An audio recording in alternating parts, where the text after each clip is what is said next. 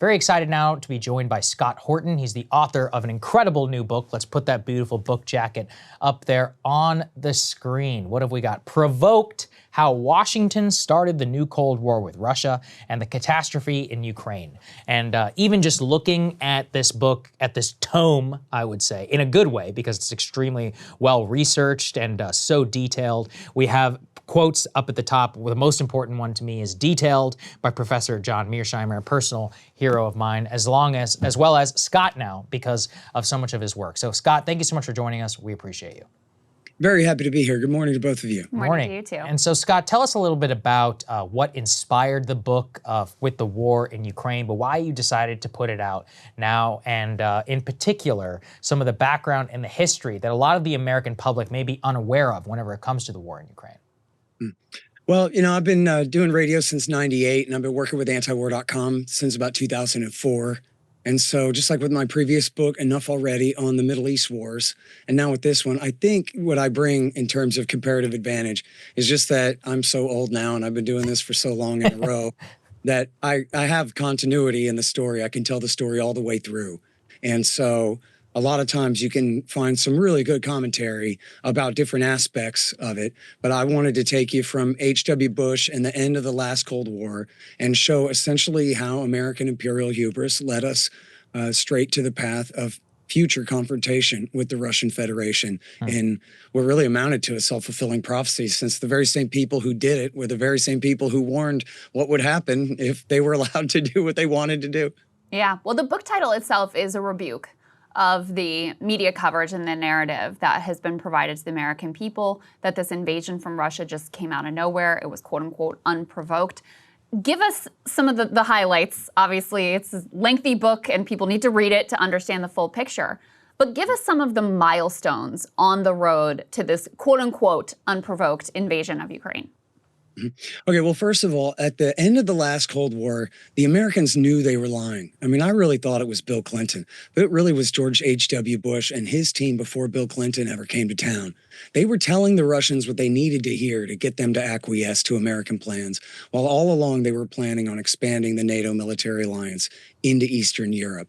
They told the Russians that, look, we're going to use what had already existed since '75, the Conference on Security and Cooperation in Europe, now known as the organization, the OSCE. We're going to use that, and we won't have an alliance anymore because there's no enemy. So we'll have a security partnership, and you and Ukraine and the rest will all be members of it together with us. And so this was the promise. And you know, as long as NATO was a military alliance, they promised not to expand to east. And I know that's disputed, but I'm right about it. And you can check my notes in the book and see the argument. Yeah, I've gone through it as well. Yeah, no, continue. You're absolutely right, though. Yeah. So, and then in the Bill Clinton years, you had the shock therapy economic policy, you had the Balkan Wars in Bosnia and in Kosovo, and then you had the NATO expansion. And really was, well, I think 3 weeks after the ink was dry on the new NATO expansion treaty, they launched the war against Serbia, which was over Russia's dead body, basically. Boris Yeltsin and his entire government had a fit over it, but there was essentially nothing they could do about it. Then W. Bush comes to town, and you know, Putin is new too. Putin's been in power for a year. Bush is also brand new. And so they sort of try to do a reset. Putin calls Bush. He's the first foreign leader to call Bush on September 11th. But just a couple of months later, Bush tears up the anti-ballistic missile treaty, the ABM treaty, and in effect also tore up the START II treaty, which hadn't been ratified yet, but was in process. And that START II treaty, his father's treaty, would have banned multiple independently targetable reentry vehicles, which matters a lot. But anyway, Bush also did the color-coded revolutions, and including overthrew the government of Ukraine in 2004.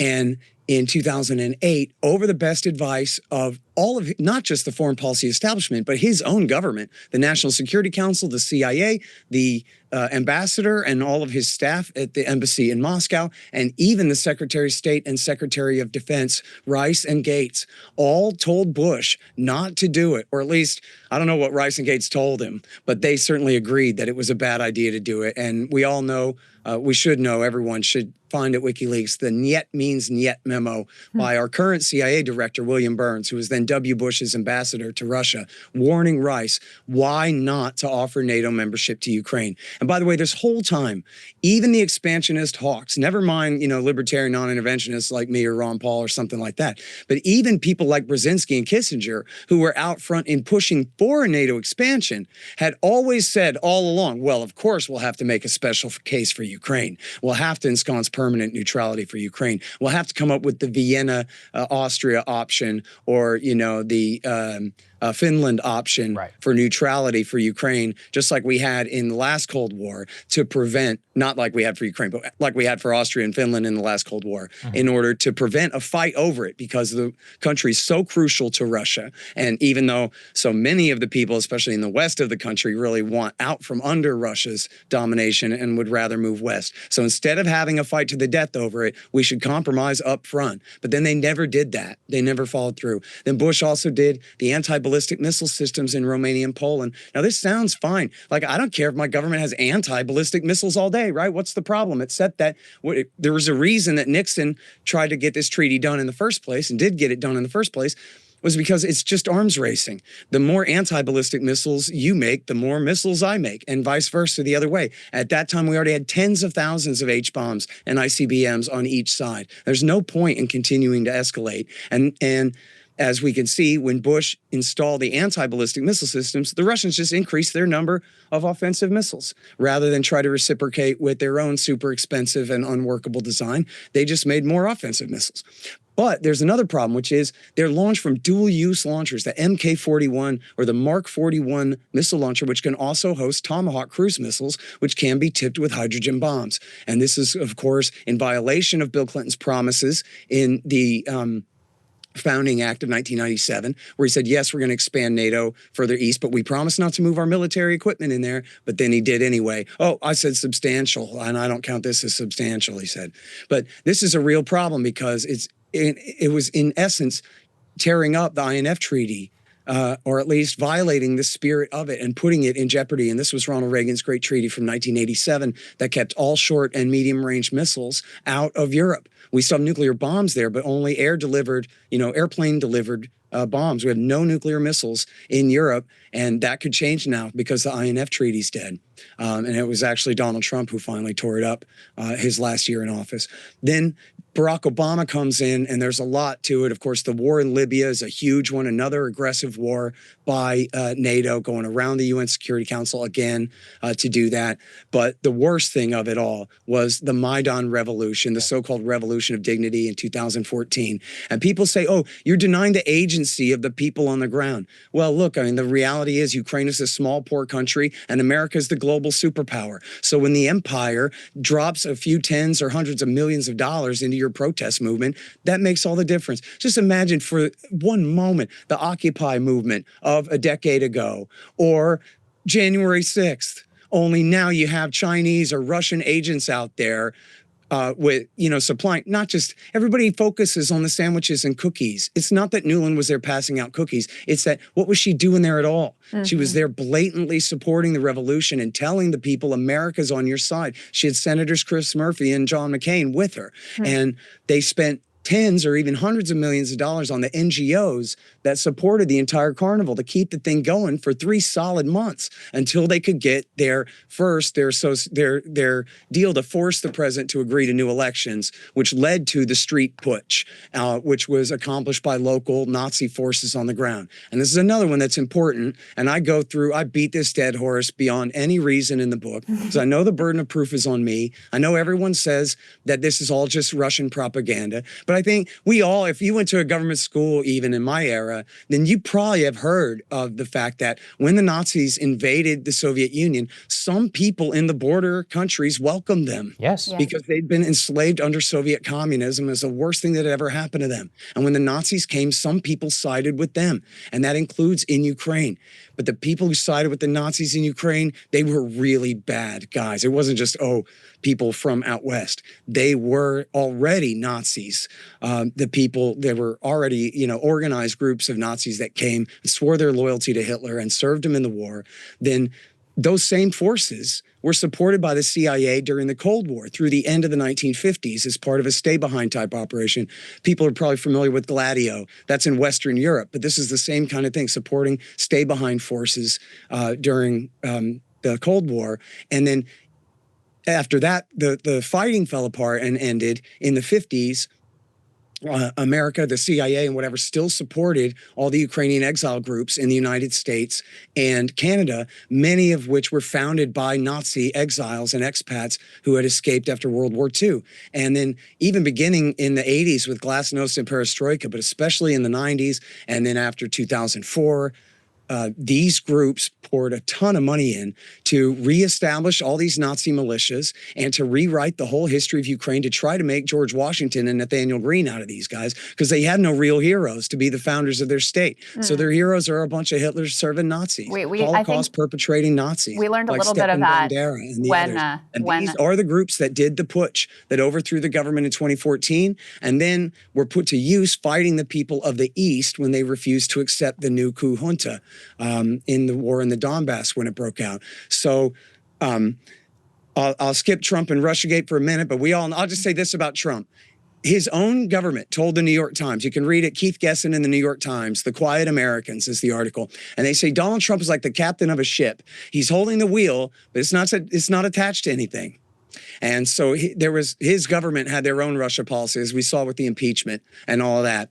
But then I'm rambling on, so I'll wrap this up here. Sure. In the year 2021, Joe Biden's first year in office, he came in, and this is just his basic psychology. It's also the way the entire empire thinks, too. Everything is a simple historical analogy, because none of them ever really read anything or know anything. So they always go for these simple historical claims. And Joe Biden's framework for understanding the entire situation was Putin is Hitler and he's Winston Churchill. Yeah. And what you do with bullies is you punch them in the nose and you force them to back down, and you always stand up to them and this and that and the other thing. But, over at Harvard, Stephen Walt said, actually, you're applying the wrong model. This is like, these guys that went to Georgetown or whatever, they have, the textbook formulas already for this stuff. And he says, look, you're going on the Hitler appeasement model, but you shouldn't be. You should be going on the other page is the spiral model. Yes. Where the other side actually has real concerns, and you could, yes, appease them, to use a bad word, to prevent a worse crisis from breaking out. And it wouldn't be the wrong thing to do, particularly when a country like Ukraine is so much more important to Russia than it is to the United States. Yeah, and so, but they refused to look at it that way. They looked at it, in fact, you see Biden did nothing but escalate more arms. He had the State Department and Defense Department promise further integration into NATO and interoperability with our military. They refused to negotiate with good faith when Putin introduced the treaty. Yeah. They talk about the treaty now like it's completely insane. Oh, he says that we should move all our military forces back to where they were in 1997. Yeah, but that was the blood oath that Bill Clinton had signed and promised. That's not 1897. That's just 1997. That it wasn't exactly a treaty. I cover this in the book. They refused to sign a real treaty over it, but still that was the promise. And it was not the kind of treaty that America should have just signed on the bottom line to, but it was negotiable. But the Biden government didn't want to negotiate, and we all know why. They said it to David Sanger, the most important establishment guy at the New York Times out of all of them. He wrote it in there. America seeks to lock Russia into a long-term struggle in Ukraine. If they're going to do it, we're going to not do whatever we can to end the war. We're going to do whatever we can to extend the war, to bog them down and bleed them to bankruptcy. They invoked the Afghan model from the 1980s. Never mind the 2000s through 2020s. We don't want to talk about that. The Afghan model from the 1980s, where Rambo 3 helped the Mujahideen and al-Qaeda fight against the Soviet Union, proto-al-Qaeda then. And so that was what led to the war, was Biden said, you better not.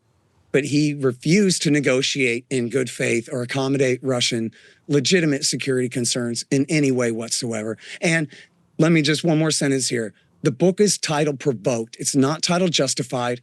I'm from Texas. I don't give a damn. I should have said this first. I don't give a damn about Russia. The book is not about Russia's point of view, other than the idea that what they call strategic empathy, that Americans need to understand the Russian point of view so that we can do the smart thing for what's good for our country. That's it. Yeah. Scott, let me ask you this. I'm inclined to see things your way, and I've always appreciated your analysis. But What people will point to is, on the eve of the Russian invasion of Ukraine, Putin gave this long stem-winder address. And his justifications, they gestured to some of the things that you're talking about. But they also did sketch out this sort of like grand vision of empire, restoring Russia to its previous greatness, from a territorial perspective, et cetera.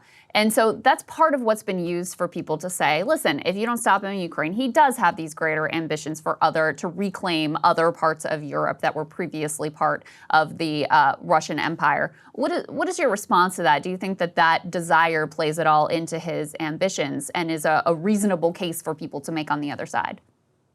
No, I think it's overstated essentially, because what he's doing in there is lamenting the loss of Russian populations that were quote unquote left behind, or they're called a beached diaspora, because their country receded and they were left there, right?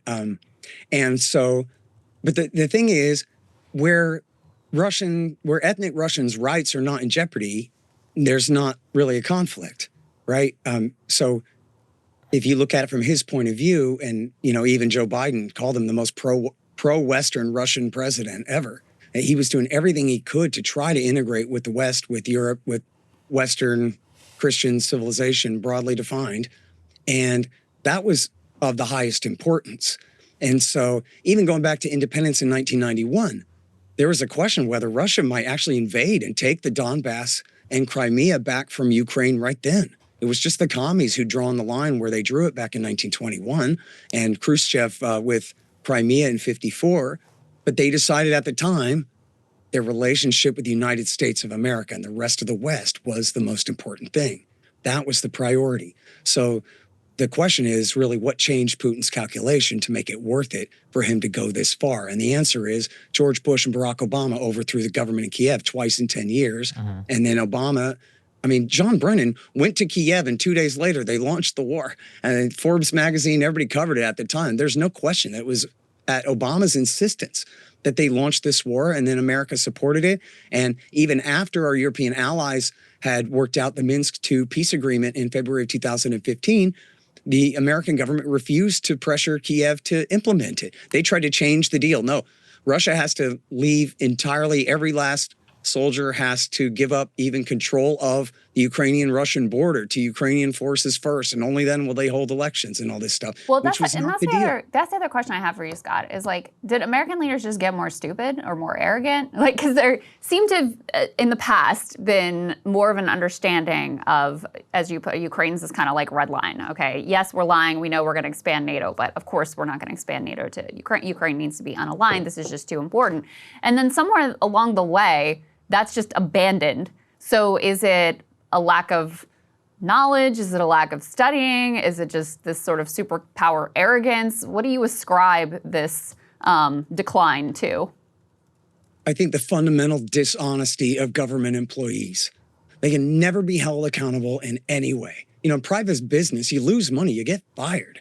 Right? It doesn't matter what your excuse is. Your division is hemorrhaging cash flows and you're gone. In government, they're just never accountable for anything. I think, Saagar mentioned John Mearsheimer. I think he gets this right, it's better than anyone, is that what really happened was when the revolution blew up in their face and they lost Crimea in 2014, then they invented this whole narrative about how Putin wants to recreate the empire and recreate the Soviet Union, and that only America can stop him now and all of this stuff, because otherwise they would have to admit that their plan backfired. I mean, if you listen to the Newland Pyatt phone call where they're planning who should be the new prime minister and stage managing the entire, protest movement, essentially, what they say, they go, we got to glue it. We got to stick it. We got to midwife it.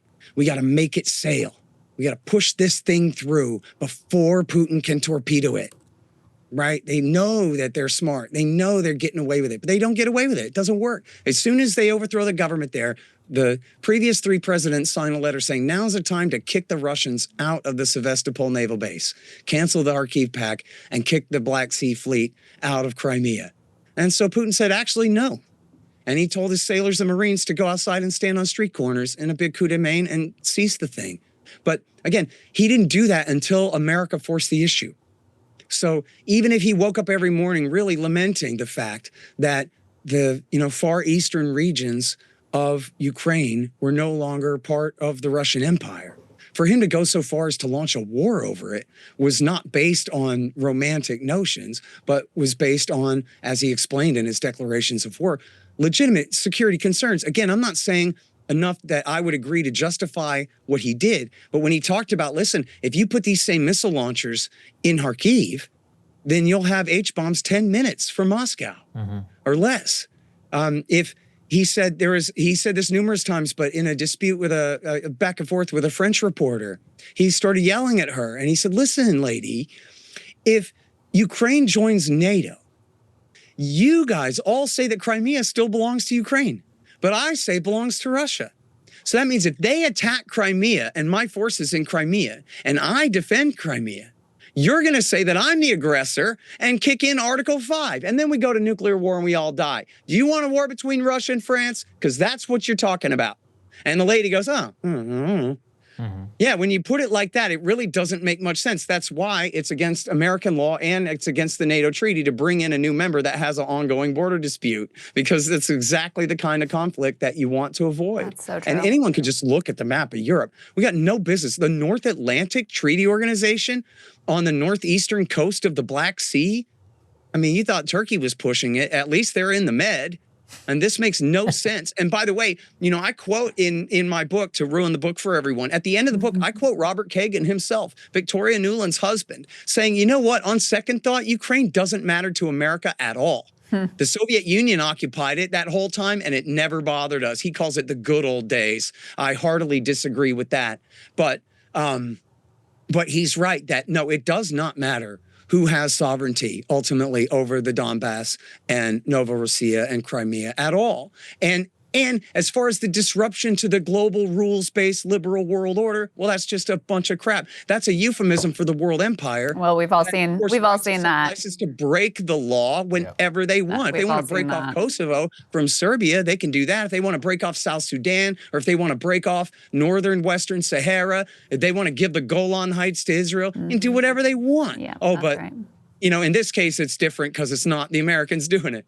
There you go, Scott. Fortunately, we have to go to be able to wrap the show. Highly recommend the book. As you guys can tell, Scott is a walking encyclopedia, even more encyclopedic in this guy. So Provoked, we'll have a link down in the description. And we hope to have you back soon, my friend. Scott, did you have to look up any of this, or it was just all right up here? Because I get the sense you could I'm talking about in your book. Oh, yeah. I can imagine you just writing this all out, just like head to keyboard. The truth is, it started out as a speech that I wrote in an hour in 2020, and then it grew a little bit. Wow. Grew a little bit. Good to see you, sir. Great to see you, Scott. Thank you for your wealth of knowledge. We appreciate it. Really appreciate you guys, too. Yeah, of course. Hey, if you like that video, hit the like button or leave a comment below. It really helps get the show to more people. And if you'd like to get the full show ad-free and in your inbox every morning, you can sign up at breakingpoints.com. That's right. Get the full show, help support the future of independent media at breakingpoints.com.